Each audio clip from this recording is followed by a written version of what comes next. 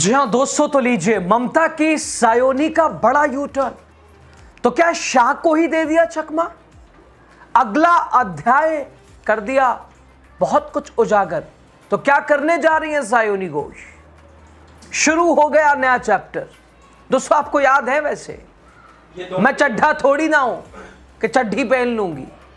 आखिर किस आधार पर सायोनी घोष ने यह कहा था, जब स्थिति परिस्थिति या उस वक्त भी कहां उनका टच था या क्या स्थिति परिस्थिति पैदा हो रही थी, बावजूद इसके आखिर ये बात क्यों कही थी उन्होंने?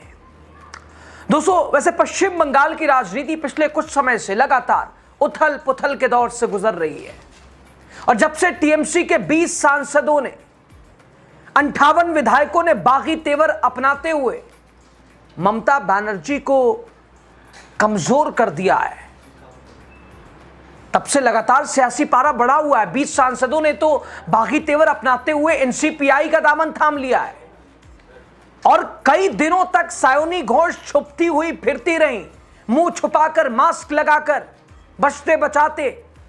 न जाने कौन सी मजबूरी थी ऐसी। पार्टी के अंदर असंतोष, नेतृत्व पर सवाल, सांसदों पर हमला, बीजेपी की कथित गुंडाई, सिस्टम का खेल, पावर का उपयोग और दुरुपयोग, लगातार बदलते राजनीतिक समीकरण, इन सब के बीच किसी चेहरे की सबसे ज्यादा चर्चा रही तो वो सायोनी घोष। वही सायोनी घोष जो कि बंगाल विधानसभा चुनाव की अगर इन्हें सुपरस्टार कहें तो कम नहीं था या गलत नहीं होगा, जो चुनावी मंचों पर ममता बनर्जी के लिए सबसे ज्यादा आक्रामक प्रचार करती नजर आई।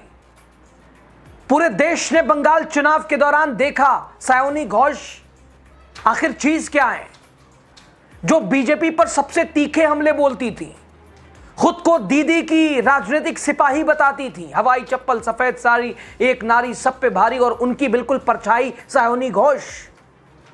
वही सायोनी घोष जिन्हें मीडिया का एक सेक्शन दूसरी ममता बताता था।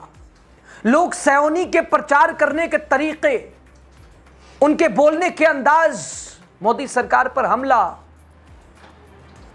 दूसरी ममता बताते थे लोग। लेकिन हो क्या गया सायोनी घोष को? अब क्या करने जा रही है, क्या किया उन्होंने? दोस्तों सायोनी घोष जैसे सांसद जो किसी चुनाव प्रचार में ममता की क्षमता का डंका बजाती नहीं थकती थी। चुनाव में मैडम गाना गा रही थी, क्या हुआ तेरा वादा, करो वादा साथ नहीं छोड़ोगे हमारा। अब जनता ने जब नकारा था तो सारे सुर और ताल बिगड़ गए। जनता को तो छोड़िए, और छोड़ोगे साथ का वादा करने वाली सायोनी ने बुरे वक्त में ममता बनर्जी को ही मानो अकेला छोड़ दिया। बताते लास्ट तक बने रहिए। सायोनी का अगला कदम क्या करने जा रही हैं, किसको चकमा दे रही हैं, और नया सफर, नया अध्याय। द राजनीति का खास सेगमेंट देख रहे, मैं हूं यासूर रजा।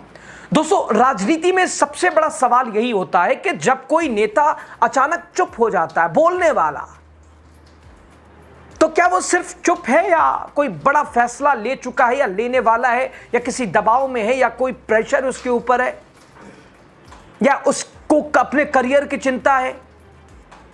आखिर ममता बनर्जी की सबसे मुखर आवाज साथी और भी जो सांसद गए, विधायक गए, लेकिन सायोनी घोष से तो ऐसी उम्मीद थी नहीं किसी को। सायोनी घोष के मामले में अब भी वही सवाल लगातार पूछा जा रहा है। टीएमसी से अलग होने के बाद सायोनी घोष के हर कदम पर लगातार नजरें भी टिकी रही और एक बार फिर सायोनी घोष चर्चा में आ गई हैं। सायोनी घोष लगातार कई दिनों तक तो सांसदों पर हमले होते रहे, सायोनी घोष के मुंह से कुछ नहीं निकला।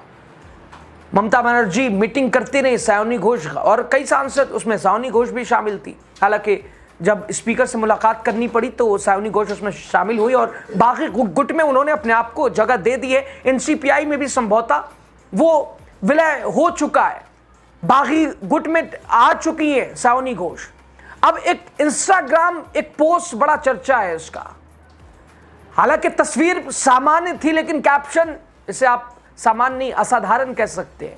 हालांकि गुलाब का फूल, बड़ी सी जो उनका अंदाज है, उनका चेहरा है, हालांकि थोड़ी सी थकन, थोड़ी सी मायूसी भी चेहरे पे दिखाई दे रही है, अफसोस भी दिख रहा है, लेकिन थोड़ी सी मुस्कुराहट, खुशी, जैसे एक गुलाब का फूल ली हुई है, वैसी जो बिंदी बड़ी सी लगाती हैं।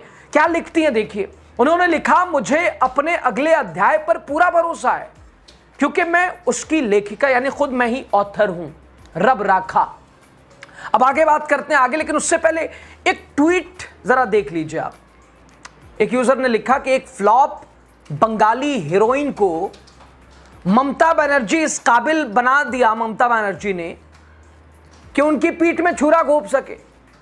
सत्ता जाते ही ममता बनर्जी से पलड़ा झाड़ लिया और साबित कर दिया कि नचनिया बजनिया किसी के नहीं होते हैं।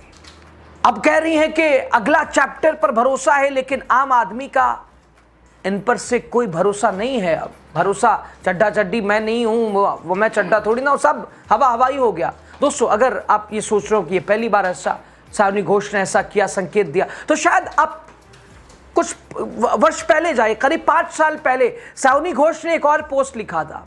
उस वक्त राजनीति में नहीं थी। उन्होंने लिखा था कि वो जड़ हैं जो अंधेरे में पनपती हैं, तुम वो पत्तियां हो जो धूप में नहाती हो। उस समय इस पोस्ट पर ज्यादा चर्चा नहीं हुई, लेकिन आज जब उनके राजनीतिक फैसलों को उसी पोस्ट से जोड़कर देखा जा रहा है, तो कई लोग ये कह रहे हैं कि क्या सावनी घोष अपने भविष्य की दिशा पहले से तय कर चुकी थी। चुनाव के दौरान सावनी घोष का इरादा क्या था? चुनाव के दौरान, चूंकि कहा जा रहा है कि उस दौरान भी टीएमसी के कुछ सांसद स्लीपर सेल का काम कर रहे थे, सावनी घोष भी बता कुछ रही थी और सच्चाई कुछ थी, हकीकत कुछ थी। वो काम टीएमसी का कर रही थी, प्रचार ताबड़तोड़ कर रही थी, लेकिन उसके पीछे बीजेपी कथित तौर पर वो जो कुछ उन्होंने क्रिएट किया, काबा, ये वो सारा कुछ बीजेपी ने ही क्रिएट कराया। हालांकि पुष्टि इसकी नहीं है दोस्तों आधिकारिक तौर पर, लेकिन सोशल मीडिया पर फिलहाल पुरानी पोस्ट भी वायरल है, ये वाली पोस्ट भी चर्चा का विषय है। वैसे राजनीति में जब कोई नेता कहे कि मैं अपनी कहानी खुद लिखूंगी, तो इसका मतलब सिर्फ शब्द नहीं है होता, बल्कि एक संदेश भी होता है कि, और इधर मीडिया रिपोर्ट्स के हिसाब से चुनाव के बाद पार्टी के अंदर घटनाक्रम, बदलते राजनीतिक माहौल, सावनी घोष लंबे समय से सहज महसूस संभवतः नहीं कर रही थी। हालांकि जो रिस्पॉन्स ममता बनर्जी उन्हें देती थी, जो भूमिका उनकी टीएमसी में थी, अद्भुत थी इस उम्र में, और क्या ही चाहिए। अपनी सीट जादवपुर दे दी, सांसद वहां से बना दिया। ममता बनर्जी जैसी मजी हुई खिलाड़ी का पीठ पे हाथ था। लेकिन कहते हैं ना कि सत्ता के आगे सब कुछ, चूंकि उगते सूरज को प्रणाम वाली कहानी है, डूबता सूरज को कौन प्रणाम करता है? उनके साथ तुम तो डूबे सनम, हम भी डूब जाएंगे।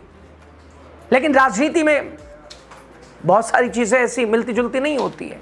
सावनी घोष अपनी भूमिका सीमित उन्हें लगने लगी थी, और इसी वजह से उन्होंने अलग राजनीतिक दिशा चुनने का फैसला किया। लेकिन आखिर तब वो चड्डा चड्डी कहा क्यों उन्होंने, जब इस स्थिति पे आके आज खड़ी है? और क्या कभी आने वाले कल में कुछ ऐसी संभावनाएं बन पाएगी कि ऑथर खुद हैं, तो आज की स्थिति यह है कि उधर जाके खड़े हो जाओ, या ममता बनर्जी क्योंकि राजनीति में लाई तो वही है, और राजनीति में कब कौन किसका हो जाए वो तो स्थिति परिस्थिति बताती है, कब कौन उस तरफ खड़ा हो, इधर से जाना, उधर आना, उधर, यह आम सी बात है। तो क्या सावनी घोष के लिए भी कहा जा सकता है ऐसा? दोस्तों, तृणमूल कांग्रेस से अलग होने के बाद सावनी के तेवर लगातार पूरी तरह बदले दिखाई दिए। ममता की पार्टी से बगावत के बाद से अपनी हर गतिविधियों के ऊपर चर्चा लगातार, लेकिन ताज़ा मामला उनके सोशल मीडिया पोस्ट, जिसने राजनीतिक गलियारों में हलचल, सस्पेंस बढ़ा दिया है। उधर दोनों गुटों के बीच विवाद भी बढ़ता जा रहा है। ममता बनर्जी के कई तरह से बातचीत भी जारी है, और अटकलों का दौर लगातार जारी है।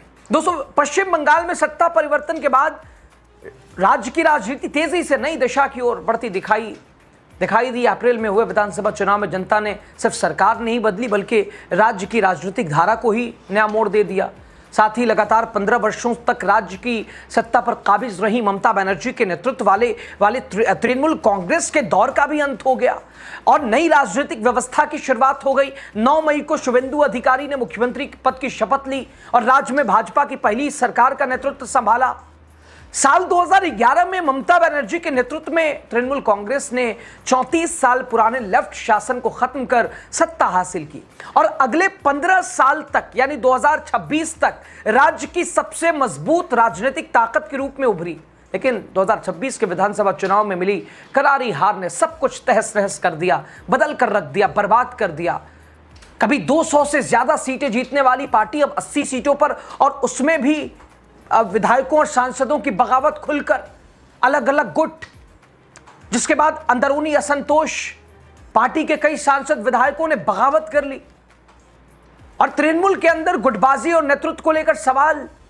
एक तरफ ममता बनर्जी, उनके समर्थक उन नेताओं को गद्दार बता रहे हैं, तो दूसरी तरफ बागी नेता पार्टी की दिशा और कार्यशैली पर सवाल उठा रहे हैं। तो क्या वाकई तृणमूल कांग्रेस का अस्तित्व खतरे में है? ममता बनर्जी संभाल पाएंगी, नहीं संभाल पाएंगी? बीजेपी ने खेला कर दिया और फिलहाल महुआ मोइत्रा जैसी शेरनी ममता बनर्जी की, उनको टारगेट करना, क्या वही कि भाई जो आ गए नहीं आने वालों को भी लाने की कोशिश? ममता बनर्जी और टीएमसी को कहीं का ना छोड़ा जाए, पार्टी सिंबल तक उनसे छीन, ये लगातार जद्दोजहद जारी है। और स्पीच सायोनी घोष का एक पोस्ट कई तरह से कई सवाल, चर्चाओं को जन्म दे रहा है। लेकिन सायोनी घोष के रवैये पर, उनके लगातार तब और अब में बदलाव को लेकर, आगे की उनकी राजनीति को लेकर राय जो भी हो आपकी दीजिएगा। खबर पे क्या कहेंगे बताइएगा। लास्ट तक बने रहे, बहुत शुक्रिया आपका।